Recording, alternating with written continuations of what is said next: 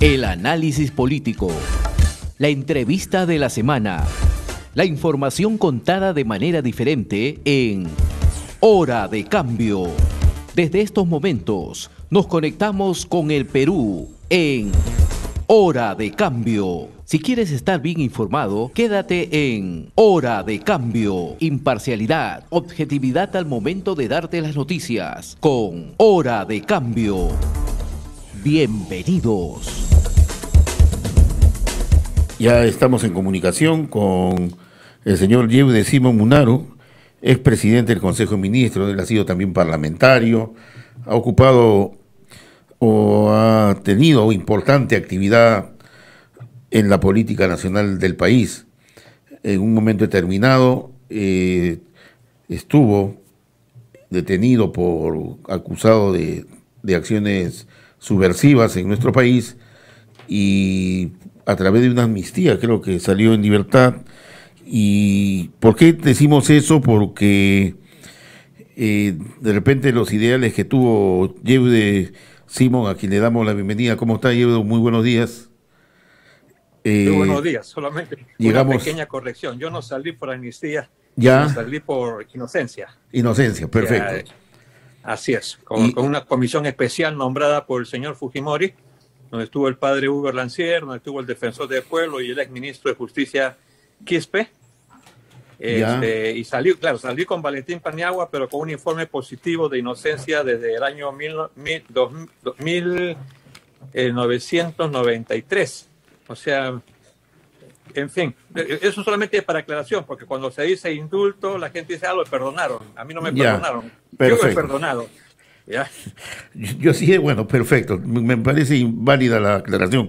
Pero yo hacía la antesala de que por sus ideales políticos, ideológicos, identificados siempre con la izquierda, bueno, hemos llegado a las elecciones en el 2021 y gana un partido de izquierda, de repente no el de las simpatías, qué sé yo, pero bueno, las correlaciones de fuerzas han dado de que se gane. Quería empezar yo la pregunta, ¿cómo califica usted a Perú Libre? O sea, como ellos se autodenominan marxistas, leninistas, mariateguistas, ¿cómo cataloga usted a esta organización política? Bueno, ellos son muy claros, ¿no? Son marxistas, lo dice Vladimir Cerrón, leninista, lo dice Vladimir Cerrón, y lo hacen público, o sea, no hay nada escondido en ellos. Y lo de mariateguista, quiero decirle que todas las organizaciones políticas de izquierdas se reivindican con Mariátegui, pero no solamente gente de izquierda, también hay mucha gente que progresista, demócrata, que se considera mariateguista. Los peruanos tenemos tres pensadores que son fundamentales: José Carlos Mariátegui, Víctor Raúl de la Torre y Belaúnde, ¿no? Víctor Andrés. García Belaúnde o Belaúnde. Así es, ¿no? Entonces, ahí nos alineamos todos los peruanos, reconociendo al margen de la discrepancia, la diferencia que pueden existir, pues son tres pensadores peruanos a los cuales los reconocemos democráticamente, ¿no? Estamos divididos en tres partes. Ahora, cada parte tiene sus consabidas divisiones. La derecha tiene un montón de sectores, la izquierda tiene otro sector diverso, y el APRA, el APRA es mucho más definido en el centro y es un solo partido. Ahora, ¿qué pasó Juntos con el Perú? Prácticamente Juntos con el Perú, digamos así, en política de alianzas se está apoyando a este gobierno. No hablo de una coalición gubernamental, ¿no? Pero ¿qué pasó con su agrupación, que fue inicialmente el Partido Humanista, después se convirtió en Juntos por el Perú, y ahora no sabemos en qué situación está Yeude Simón? Cuéntenos un poco. Bueno, fue el intento de repetir el partido original con 19 años y que organizó todo, fue el Partido Humanista, que tiene, como reitero, 19 años, con un pensamiento cristiano, respetando el marxismo, respetando el ateísmo, respetando nada de racismo, etcétera, etcétera. O sea, una cosa mucho más amplia que va mucho más allá de la izquierda y que va mucho más allá de la derecha, ¿no? Es el respeto a la dignidad de las personas y la capacidad de diálogo que tenemos que tener todos. Quizás en mi experiencia fue lo que se llamó el Pacto de la Moncloa, pensando de que todos podemos conversar, podemos tener diferencias, pero podemos conversar, podemos buscar caminos en conjunto, podemos participar de repente en diferentes partidos, pero una vez que se gana, tendríamos que tener un solo plan de las coincidencias y debatir las diferencias, pero para poder ayudar a un país que a gritos, así a gritos, necesita del diálogo y necesita de la unidad para poder desarrollarse. Porque con estos conflictos que tenemos, por ejemplo, hoy día en un país completamente polarizado y de no escucharse, la pobreza crece, ¿no? La situación es mucho más difícil para los peruanos. Lo que tenemos que entender los partidos es de que el Perú es mucho más allá de los partidos. Y conjunto por el Perú tuvimos un problema que no lo voy a seguir repitiendo, pero de una traición que se hizo a los humanistas por las ambiciones de uno, dos o tres personajes, y que estamos intentando recuperarlo, pero paralelamente estamos intentando inscribir nuestro partido humanista, porque el humanismo hoy día no se encuentra representado en Juntos por el Perú, a pesar de que el Partido Humanista es el dueño o fue el creador de la unidad de los partidos de izquierda en la experiencia de Alfonso Barrantes. Ahora, ¿no? Yéndonos nuevamente a Perú Libre, si bien es cierto, el doctor Cerrón ha autocalificado a su agrupación política como marxista, leninista, mariateísta, claro, una cosa es que lo autocalifique y otra cosa es el accionar político que cumple. ¿Usted cree que está dentro de esos postulados o simplemente se está aprovechando de lo ideológico, digamos, para justificar de repente otras ambiciones políticas que él pueda tener? A ver, nosotros no somos marxistas-leninistas en principio, el Partido Humanista, pero claro. Yo creo que es honrado Cerrón cuando dice nosotros somos marxistas-leninistas. Es sumamente honrado, lo dice, no lo esconde, y eso es bueno, ¿no? Para que el pueblo sepa exactamente a qué cosa asume. Ahora, que él tenga ambiciones personales, no lo dudo. Él mismo lo ha dicho. Él aspiraba a ser presidente de la República, por el proceso que tuvo, no pudo postular.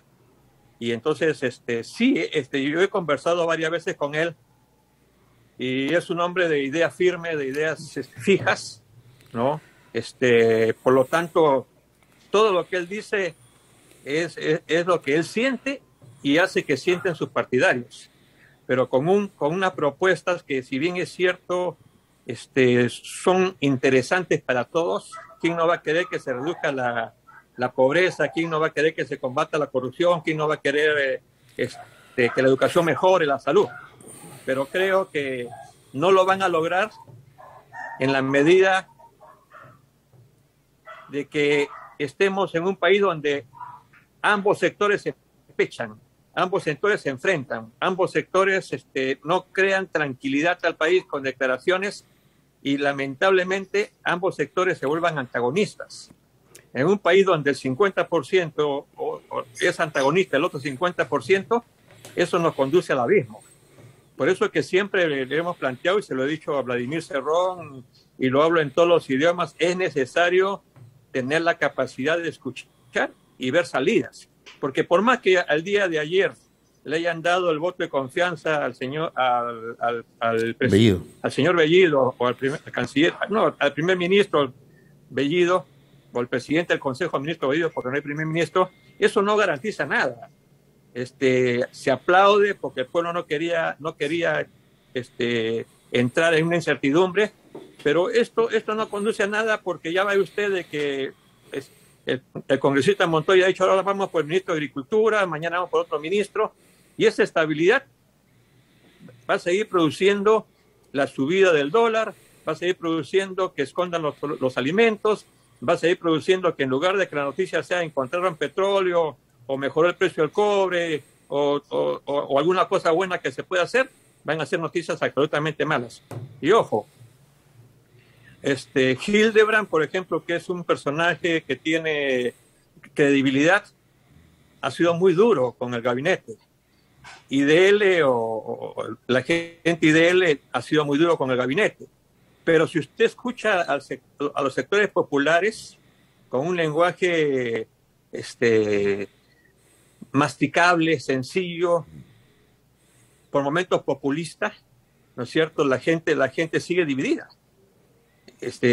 La derecha, por ejemplo, actúa con mucha torpeza cuando en lugar de decir, ¿sabe qué, el señor ministro? Entenderá usted que nosotros no entendemos bien el quechua porque en nuestra vida no nos enseñaron en los colegios, etcétera. En lugar de decir eso, por favor, si nos puede hablar en español o en castellano, y bacán, ¿no? Pero un poco que aparecen ofendiendo a los que hablan quechua. ¿Y qué cosa significa eso? Olvidar a los pueblos que hablan quechua. Y segundo, significa estos son pitufos, estos son de la derecha, estos no entienden, es Lima contra las provincias, es Lima contra las regiones, lo cual mete más leña a la hoguera.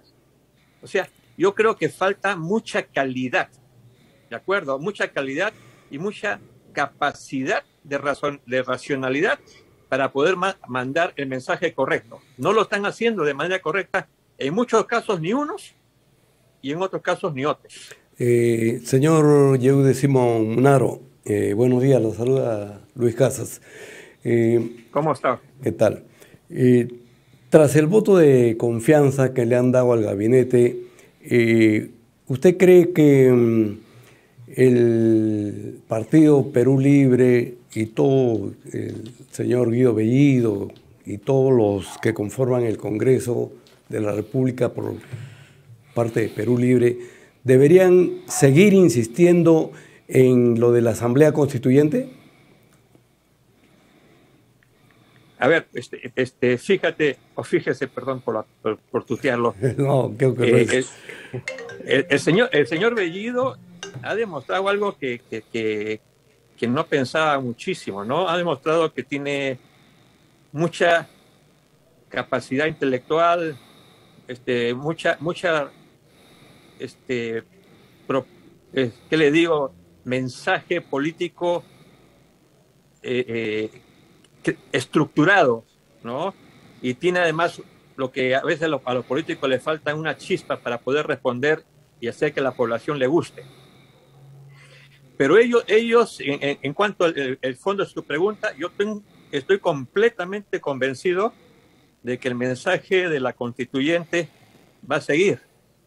No va a seguir porque el tronco de Perú Libre es Vladimir Cerrón, es el congresista Bermejo, es el congresista Bellido, que vienen diciendo el tema de la constituyente no en el proceso electoral, muchísimo antes, y además con la firmeza de pensar de que si se cambia la constituyente, evidentemente el Perú va a ser más progresista, el Perú va a ser más justo, el Perú va a mirar más las regiones.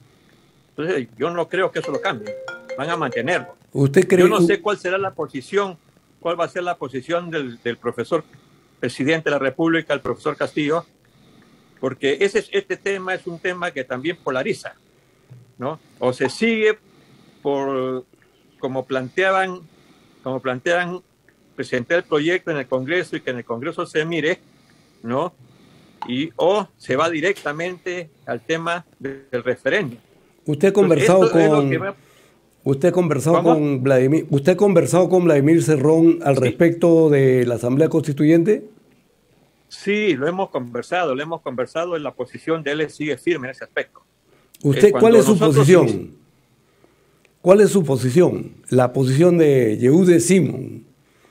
La posición nuestra del partido es que en efecto hay necesidad de cambios constitucionales en una nueva constitución. Se lo decimos con mucha franqueza, pero respetando lo que dice la constitución actual, o sea, no salirse de la constitución, porque finalmente eso lo debe decidir el pueblo, pero en función a la constitución vigente, que puede ser de que estemos en desacuerdo con esa constitución, pero ya en 93 al 2022 ya han habido muchos congresos y muchos presidentes que han estado ahí, ¿no? Lo preocupante es cómo hacer un modelo económico que sea más equitativo. Entonces, pero eso significa debate. O sea, en el caso nuestro, y estoy seguro que en mucha gente de izquierda, el debate no es, oye, nosotros queremos imponer esto, sino queremos que se debata abiertamente con los colegios profesionales, queremos que se debata abiertamente con los economistas para poder buscar el mejor camino.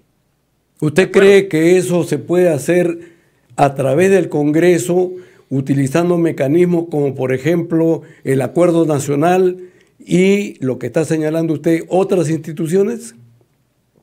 Sí, yo creo mucho, como le decía yo, en el Acuerdo Nacional, pero creo mucho en la experiencia del Pacto de la Moncloa. Para mí ese fue un camino que España lo demostró ante el Pacto de la Moncloa, y durante el gobierno de Franco, España estaba ya ocupando los últimos lugares de desarrollo económico y social de Europa, y con el Pacto de la Moncloa, con la capacidad que tengan los líderes de dialogar, de ceder, de escuchar y buscar lo mejor para el país, España logró ocupar los 8 primeros lugares de desarrollo.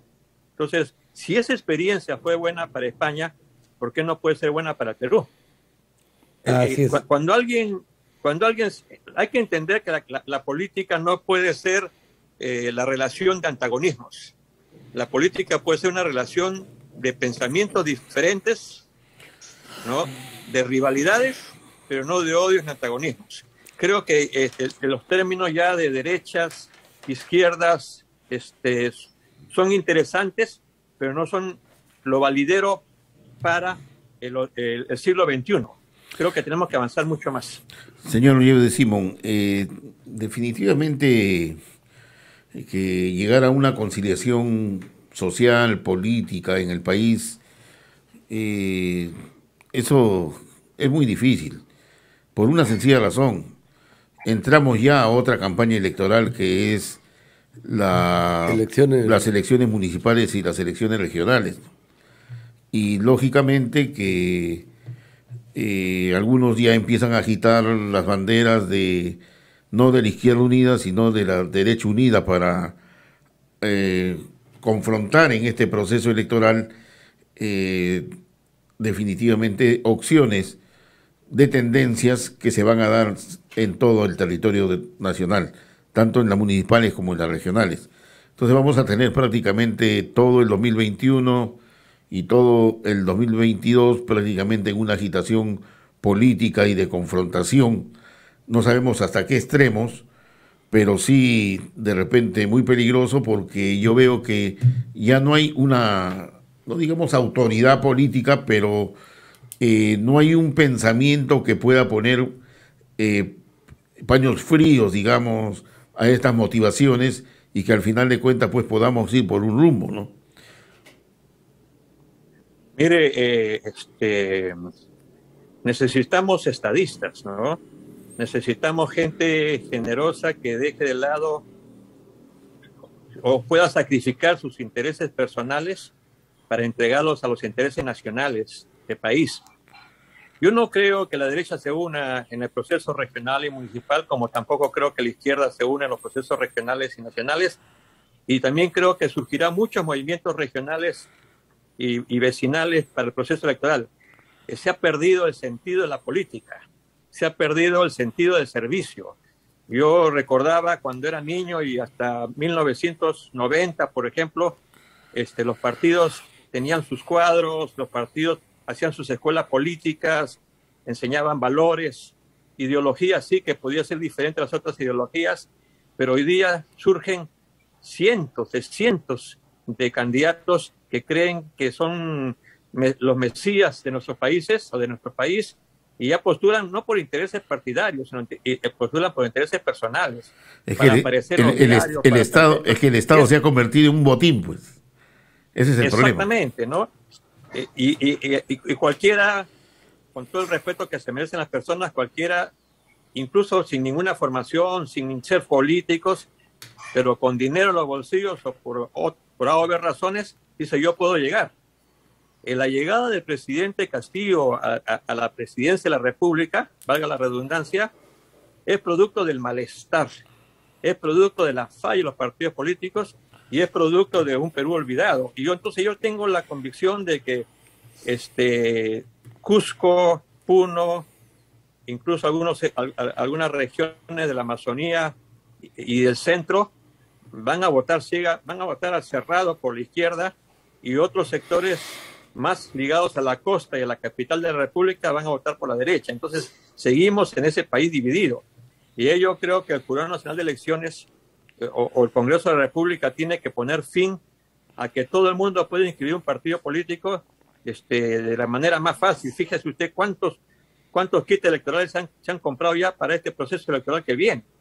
Entonces eso no ayuda en absoluto. De allí que creo que tenemos que recuperar la capacidad de saber exactamente quién es político, cómo se forma un político, cómo hacemos que nuestros escolares, por ejemplo, desde quinto de secundaria o la universidad, puedan participar en los diferentes ministerios aprendiendo la cosa pública, y de esa manera podemos cambiar. Nos quedan 20 años por delante para aprender. Ahí lo que usted está señalando, señor Yehude Simón Munaro, es en la práctica nos está diciendo volver a la política, o sea, volver a ser político, volver a los verdaderos partidos políticos, con programas, con estatutos, con cuadros políticos, con formación. Lo que usted está diciendo, en síntesis, que antes había pues formación de cuadros políticos y había una generación de cuadros que reemplazaba a otra, y así sucesivamente. Eso sucedió con Acción Popular, con el propio Partido Popular Cristiano, con el Partido Aprista, con la izquierda misma, donde hoy ya no existen esos partidos, y lo que se hacen son vientres de alquiler que, como se señala, se compran pues los kits electorales como en feria, ¿no? Como en feria, y donde se ponen a personas improvisadas. Y esto es producto de la improvisación. Lo que estamos viendo y lo que usted está señalando es producto de la improvisación, y de que no debe pues seguir sucediendo por el bien de la democracia. ¿Cómo poder solucionar o cómo poder encaminar esta situación?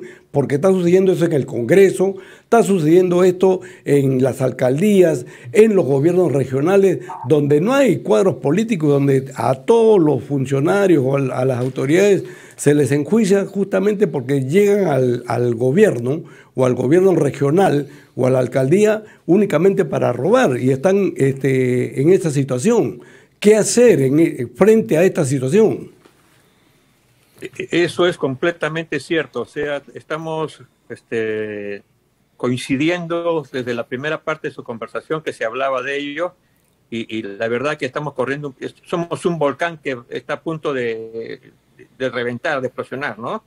Porque con el respeto que se merecen los ciudadanos, y si vemos, por ejemplo, si hemos observado la presentación del gabinete estos 2 días en el Congreso de la República, nos encontramos, por ejemplo, que con la excepción de 10 o 15 congresistas, la mayoría leía por 3 minutos papeles escritos, no se sabe por quién, leía mal, y además no había ninguna propuesta política. Yo me ponía a pensar en Luis Alberto Sánchez, me ponía a pensar en Javier Díaz Canseco, me ponía a pensar en Ramírez del Villar, en Manuel Dahmer, en Armando Villanueva, en Lourdes Flores en su momento cuando fue congresista, y antes otros congresistas que daban clase, que uno desde niño los escuchaba, nuestros padres lo escuchaban, y decíamos,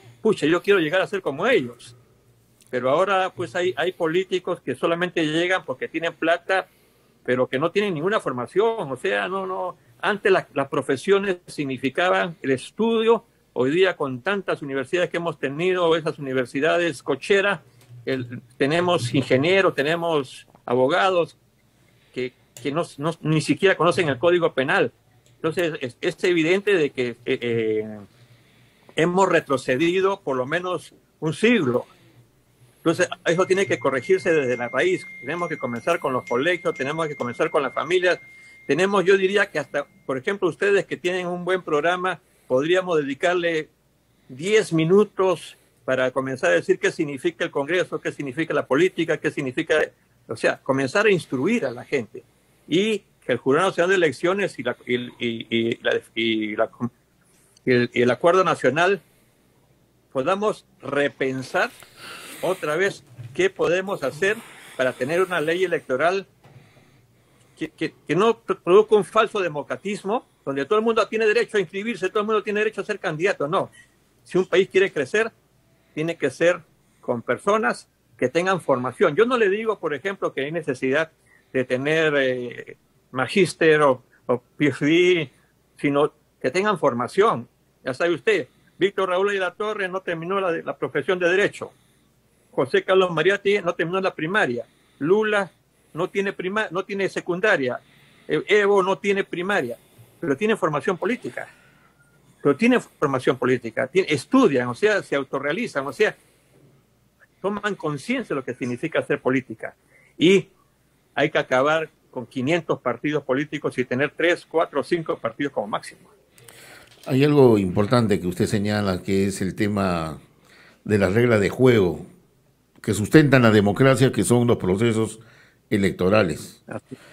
Así es.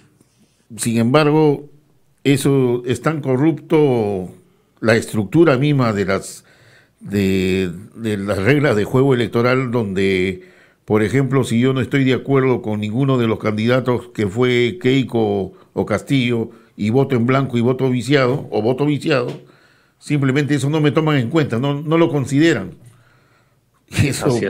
Eso no es democrático en ninguna parte del mundo, pues, ¿no? Sin embargo, nos llenamos la boca de demócratas, nos llenamos la boca de cumplidores del sistema, etcétera, y que al final de cuentas nadie hace nada tampoco para cambiar eso, ¿no? Si yo no estoy de acuerdo con ninguno de estos candidatos, simplemente vicio mi voto o voto en blanco, es mi derecho. Pero para la hora del escrutinio, simplemente ese voto no lo consideran. Y eso no puede ser posible, definitivamente. Por eso es que estamos como estamos, ¿no? ¿Para qué? Para decirle que un presidente, por ejemplo, el señor Pedro Castillo, ¿cuántos votos ha sacado? ¿5 millones llegó, creo? Creo que no. Claro, ha llegado a un 16%, ¿no? De 30 millones, más de 20 millones de electores, o sea, no representa ni el 30% del electorado. Y si vamos restando los años anteriores, nos vamos a dar cuenta de esa realidad, ¿no? Pues, o sea, que al final de cuentas, ¿quién representa a quién acá en el Perú, ¿no? O congresistas que salen con 5.000 votos, ¿no? 4.000 votos, ¿no? Así es.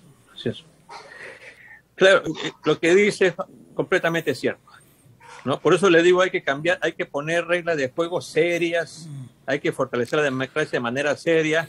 Y lo que decía uno de ustedes, ¿no? Con respecto a los alcaldes o gobernantes regionales que entran sin ninguna formación y a veces sin ninguna capacidad técnica, porque manejar el Estado es bien complicado. El Estado es un monstruo, hay que conocerlo por dentro y por fuera, y si no tenemos técnicos estamos reventados. Pero ¿qué sucede? Fíjese usted, muchas veces entran alcaldes con muchos méritos porque son carismáticos, porque la gente se identifica con ellos, pero como no tiene técnicos, entonces entran los técnicos y le hacen firmar cualquier cosa. Muchas veces alcaldes o gobernadores regionales, porque no tienen experiencia, justamente porque no tienen la formación en sus partidos de lo que significa el Estado, el manejo de la cosa pública, y no se rodean de gente que conozca los temas, firman de repente sin voluntad de hacer algo malo, pero lo firman y ya tenemos nosotros la cantidad de alcaldes, la cantidad de gobernadores que están complicados. Esto significa que tenemos que cambiar. O sea, un político no solamente debe ser político, sino que tiene que tener noción, conocimiento de las cosas para poder hacer bien y rodearse de buenos técnicos, no necesariamente técnicos de tu partido, porque los partidos no tienen todos los técnicos que quisieran los peruanos, que quisiera un Estado. Y ahí, por ejemplo, es bueno, alguna vez Bedoya dijo, los técnicos se alquilan, ¿no es cierto? yo no sé si los técnicos se alquilan, pero los técnicos son fundamentales, para eso estudian, para eso entregan su vida a sus profesiones. Y entonces yo te pregunto, ¿quién conoce mejor el tema del cambio climático? A ese tenemos que buscar. ¿Quién conoce mejor el manejo del petróleo? Si no tenemos a alguien del partido, entonces tenemos que poner a un buen profesional. Castillo empezó bien en un momento, y espero que lo siga haciendo, en la conversación que tuvo con los colegios profesionales y las universidades para buscar los técnicos, no necesariamente de nuestras organizaciones políticas. Ha habido presidentes, existen presidentes que no nombran a todos los ministros de su partido. Ese es un error. Hay que nombrar a ministros que no sean de mi partido, pero que sean buenos. Porque quiero que se entienda, o sea, un consejo de ministros o un gobierno no está al servicio de su partido, porque el Perú es más grande que el partido.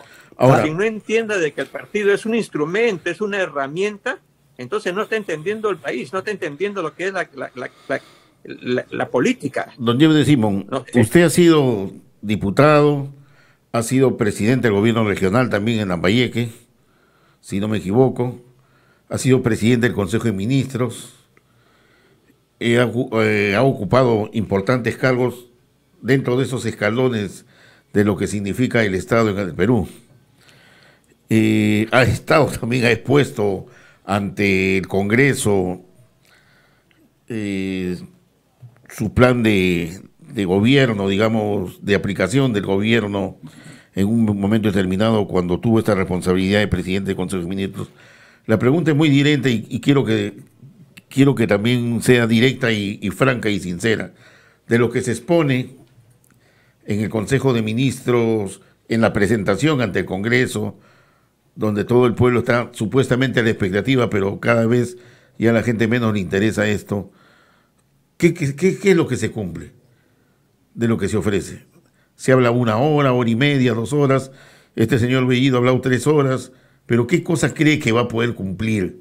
Usted ha tenido esa experiencia también. ¿Y por qué no se llega a cumplir? ¿O es parte de la demagogia hablar generalidades y que al final de cuentas no se dice nada? No todos los deseos que uno tiene se van a cumplir. Correcto. Porque los países dependemos de la economía, los países dependemos de que no haya cambios climáticos, los países dependemos de lo que pagan sus impuestos. Entonces uno puede soñar, pero hay que pensar de que el Estado no para. Entonces si yo digo voy a hacer el tren interoceánico, no lo va a hacer. Puede empezar, puede empezar con los proyectos, puede empezar, pero no lo va a terminar, y eso no lo va a terminar ni siquiera el siguiente. O sea, hay proyectos que duran muchísimos años. Por eso es que la política tiene que significar la continuidad de las cosas buenas. Yo le pongo ejemplos. Se habló de Majes-Iguas. Majes-Iguas fue ofrecido por todos los gobernantes y lo empezó de una u otra manera el gobierno de Velasco y ahí quedó entrampado. Y de ahí se ha avanzado poquito a poquito, pero todos prometen Majes-Iguas. O la interoceánica, todo el mundo está ofreciendo la interoceánica o el tren que une desde Tumbes hasta Puno. Pero esos son proyectos a larguísimo plazo que hay que plantear de otra manera. Lo que sí se debe cumplir es una propuesta de educación. La educación creo que es lo más importante que a gritos necesitamos en nuestro país. ¿Por qué no se cumple? Simplemente no se cumple porque no tenemos presupuesto, porque no hay voluntad, solamente hay que mirar la costa. Y tercero, porque todos estos proyectos que son tan importantes pasan a un segundo plano pensando en construir edificios, carreteras y no pensando en lo que el Perú necesita. Por eso yo le digo, demagogia hay, pero no solamente hay demagogia o populismo de este gobierno, sino ha habido demagogia y populismo de casi todos los gobiernos. en este gobierno puede haber, como en todo, buena voluntad, querer hacerlo, pero cuando no se conoce la realidad, cuando no se entiende de que tenemos que estar preparados a sucesos no controlados, entonces tenemos que decir que no van a cumplir. Yo le pregunto, ¿alguien pensaba que iba a haber COVID? Todo lo que se planificó, los gobiernos desde el PPK, pasando por los otros presidentes, no han cumplido con nada. Y no han cumplido con nada porque COVID afectó. Y encima el COVID nos afectó ya con 200.000 muertos. Entonces yo creo que los discursos de presentación en el gabinete no tienen que durar 3 horas, sino tienen que hacer 1 o 2 metas de cada sector. ¿Cómo vamos a desarrollar la producción cuando estamos quemando toda la anchoveta, por ejemplo, en harina de pescado, cuando tenemos anemia, tenemos desnutrición, en lugar de transformarse esto en alimento para nuestros niños y para nuestro pueblo? Y el kilo de bonito está a 12 soles. 12 soles el kilo de bonito, 11 soles el kilo de jurel. Y no hay. Muchas gracias al amigo Yeude Simón por su participación y estaremos molestando su atención en los próximos días. No, mi gratitud porque ustedes llegan a sectores que es muy importante que lleguen, y la verdad que sí, porque es necesario también un periodismo serio. Disculpen que lo diga. No necesitamos periodismo que enfrente, que nos llene de conflictos. Necesitamos periodismo que de manera seria pongan puentes también, porque en el periodismo, que es el quinto poder, ayuda mucho a que la gente reflexione. Le agradezco por eso a ustedes. Así es. Gracias, don Diego de Simón. Eso es lo que tratamos de hacer aquí en Hora de Cambio, un periodismo objetivo, un periodismo serio, un periodismo responsable y que esté a la altura pues, de las circunstancias y que eduque también, ¿no? Porque nuestra labor como periodista es esa, la de ser responsables y de emitir opinión, juicios objetivos para que el pueblo juzgue. No tratando de influir hacia un lado y hacia otro, sino dando la información tal como es para que la población esté informada. Hemos presentado Hora de Cambio. Nos volveremos a encontrar el próximo sábado, a esta misma hora y por la misma frecuencia. Nuestro equipo de producción ya está trabajando recopilando información para un nuevo encuentro en Hora de Cambio.